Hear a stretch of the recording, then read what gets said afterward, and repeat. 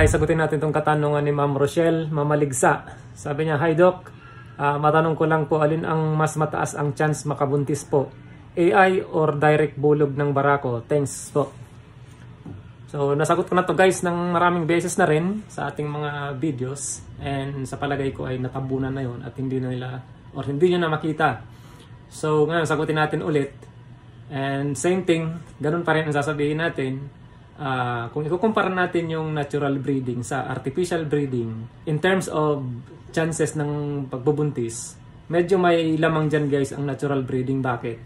Kasi yung barako, kapag ka once na sumampayan sa ating mga inahin or mga dumalaga, siguradong standing heat yan. Kasi yung mga baboy natin ay hindi naman yan magpapasampa kung hindi sila standing heat.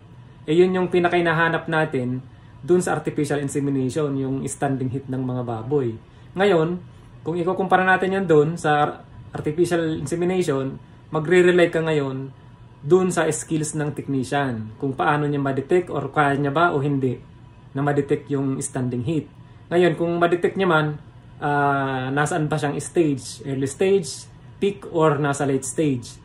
So maraming factors, okay? Yung pagkumpara ng dalawang yan is comparing orange to apple. Ibig sabihin hindi dapat siya pinagkukumpara kasi magkaibang aspeto. Okay? Kasi maraming disadvantages at advantages yung tinitimbang talaga guys para malaman natin kung alin dyan ang mas maganda. So kung 1:1 ang labanan, ibig sabihin isang boar, isang inahin, doon ka na sa boar kasi medyo mataas ang chance doon. Pero kung multiple sow or inahin ang pinag-uusapan natin, let's say meron ka ng 10 pataas, kung nagbibilang ka na ng daan-daan na yung binibreed mo sa isang linggo, hindi ka na pwede guys umasa sa natural breeding or sa barako kasi napakadaming barako niyang kailangan mo. Let's say sa araw na ito bulk breeding ka, meron kang 60 na i-breed, sabay-sabay yun magsisilandian. So, kailangan mo din pala ng 60 na barako. Hindi siya practical kung titingnan, okay?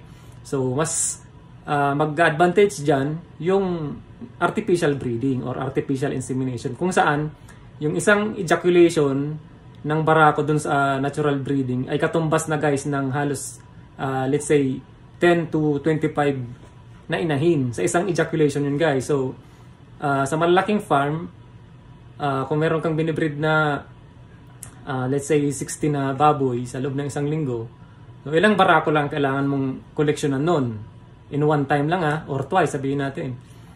So mas maganda doon ka na lang sa artificial breeding talaga kung madami na ang pinag-uusapan. Kung isa-isa lang din naman sa mga backyard at meron kayong mga available na mga boar at maganda din naman, wag na kayong umasa doon sa mga technician kasi dyan pumapasok guys yung minsan yung mga pagkakamali na nagresulta sa hindi pagkabuntis. Yung mga technician na hindi pa ganun ka-skilled, minsan hindi pa landi, sa tingin nila landi na, pinipilit na, so hindi pa bubuntis. So sa natural breeding guys, pag barako, sigurado ka dyan kasi pag once na sumampa yan at nagpasampa yung inahin natin, siguradong inhit yan at tatamaan talaga. Tsaka dahil nga direkta yan, so yung expectation natin pagdating sa sperm motility ay talagang 100% yan, napakalakas. Unlike sa mga kinulektang similya sa artificial insemination, kung minsan, dahil sa ginagamitan na natin to ng mga extender, nagiging medyo yung integrity or yung motility ng similya ay hindi na ganun kakuan kasi nag-i-stay na yung guys ng matagal sa ref, sa semen ref. Let's say sabihin natin 4 to 5 days or maximum 5 days yung length ng kapasidad ng extender na ginamit na magtatagal yung similya natin after collection. Okay, so may pagkakaiba na kaagad doon. Doon sa mga natural, pagsampa, labas kaagad, direkta yun, napakataas ng motility rate ng ating mga similya ng mga baboy natin. Okay, kung meron kang or kung nandun ka sa estado na mamimili ka dahil isa lang naman yung saw mo, tapos meron ka dyang barako, pabarakuhan mo na. Mas magiging efficient yung paggamit ng barako dun sa 1:1. Okay? Bye-bye! Thank you for watching.